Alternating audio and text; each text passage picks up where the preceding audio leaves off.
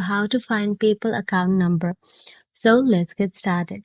So basically visit the PayPal website or open the PayPal mobile app on your device and enter your email address and password to log into your account.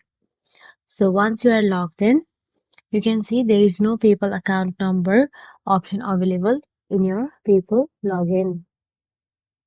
So now simply scroll down on your PayPal account until you find the option contact. After you find the option contact, tap on it.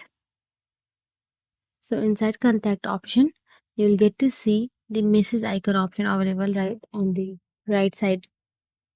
So after you tap on it, all you have to do is enter your problems and they will provide you a problem solving instructions saying your issues.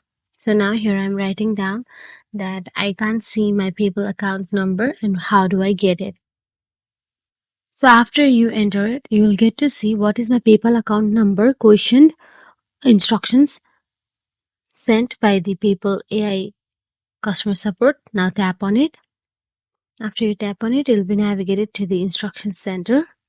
And here you can see what is my PayPal account number. So basically guys, PayPal typically does not provide users with a specific account number like a traditional bank does.